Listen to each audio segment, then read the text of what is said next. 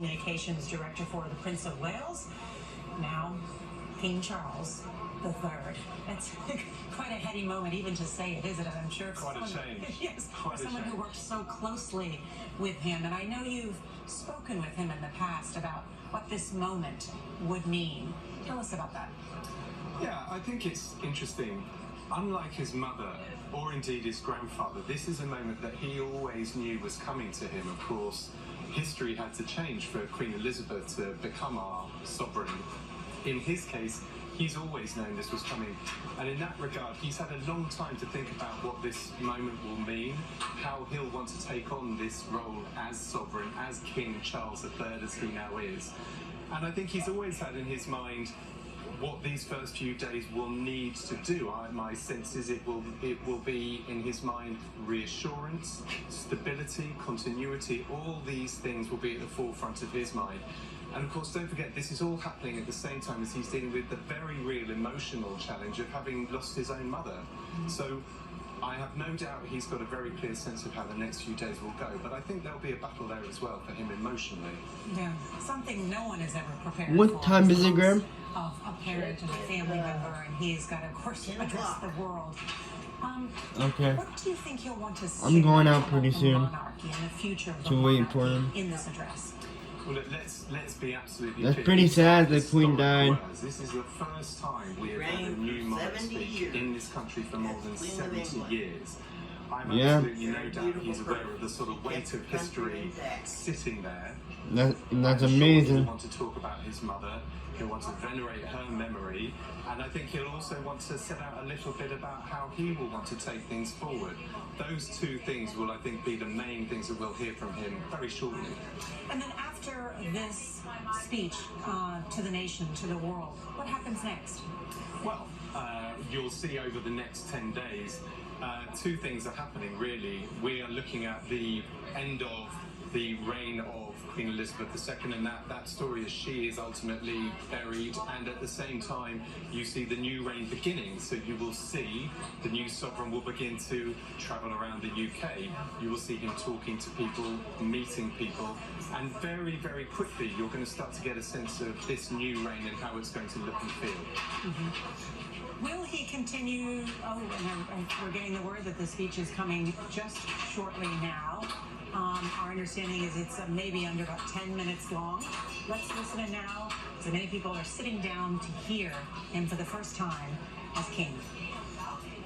I speak to you today with feelings of profound sorrow. Throughout her life, Her Majesty the Queen, my beloved mother, was an inspiration, an example to me and to all my family.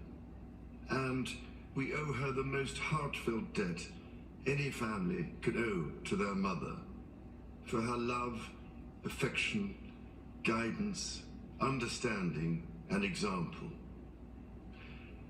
Queen Elizabeth was a life well lived, a promise with destiny kept, and she is mourned most deeply in her passing. That promise of lifelong service I renew to you all today.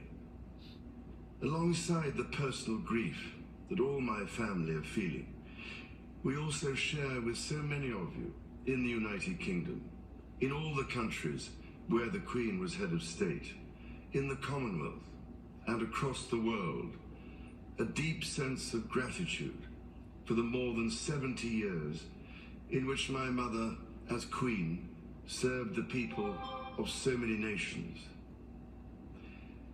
In 1947, on her 21st birthday, she pledged in a broadcast from Cape Town to the Commonwealth to devote her life, whether it be short or long, to the service of her peoples. That was more than a promise. It was a profound personal commitment which defined her whole life. She made sacrifices for duty. Her dedication and devotion as sovereign never wavered, through times of change and progress, through times of joy and celebration, and through times of sadness and loss. In her life of service, we saw that abiding love of tradition, together with that fearless embrace of progress, which makes us great as nations. The affection, admiration, and respect she inspired became the hallmark of her reign. And as every member of my family can testify, she combined these qualities with warmth, humor, and an unerring ability always to see the best in people. I pay tribute to my mother's memory, and I honor her life of service. I know that her death brings great sadness to so many of you, and I share that sense of loss beyond measure with you all. When the Queen came to the throne, Britain and the world were still coping with the privations and aftermath of the Second World War, and still living by the conventions of earlier times. In the course of the last 70 years, we have seen our society become one of many cultures and many faiths. The institutions of the state have changed in turn.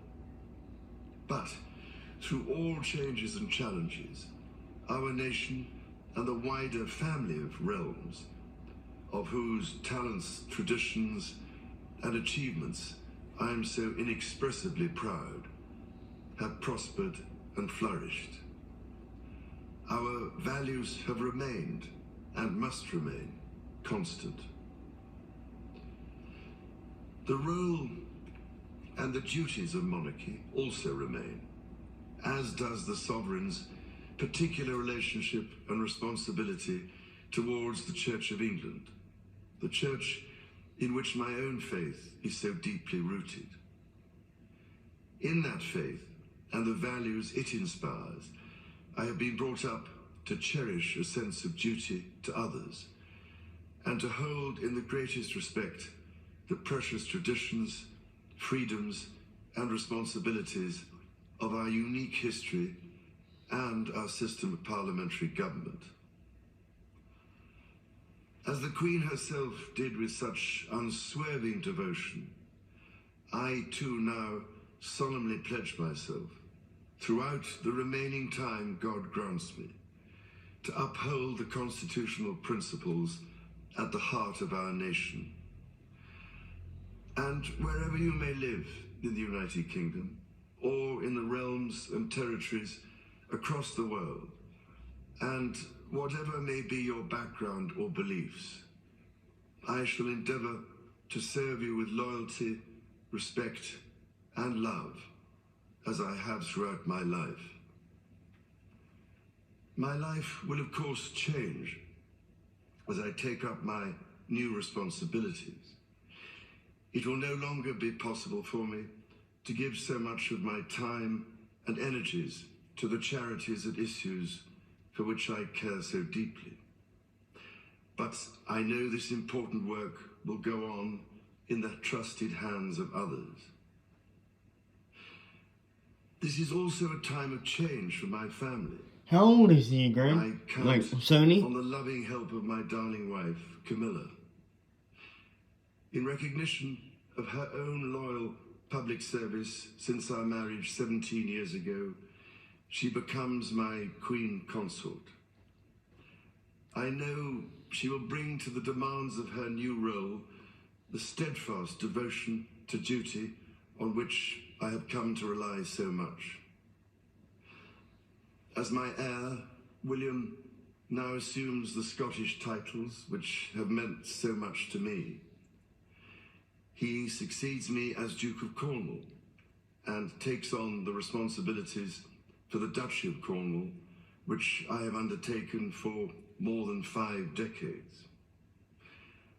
Today, I am proud to create him Prince of Wales, Tywysog Cymru, the country whose title I've been so greatly privileged to bear, during so much of my life and duty.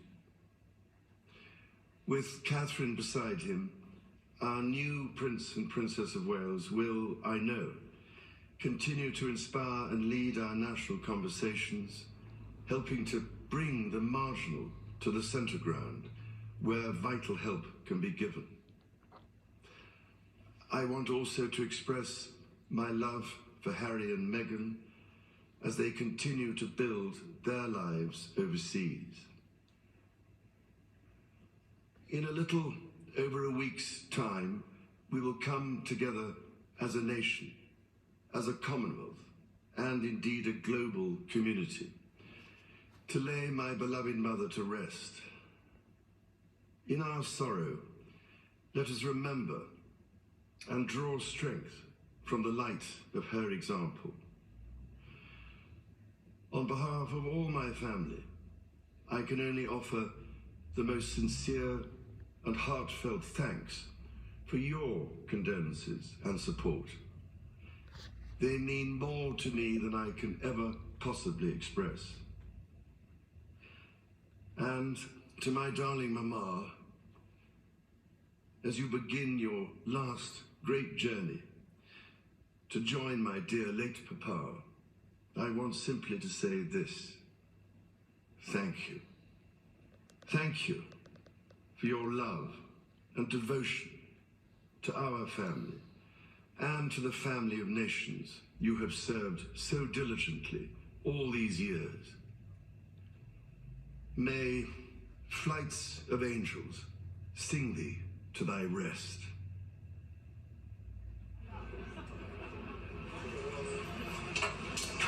And there it is, the world hears for the first time. Okay, yeah, that will be the end of the video. I know it's not my regular content. I just wanted to bring, because the Queen did. I know it don't affect us here in America, but she had an impact all over the world. Yeah. So I just wanted to record that for you guys, whoever don't have a cable or internet. Everybody does, but you know, and content. But that phone number and my Instagram will be down below, and I'll see you guys in the next video.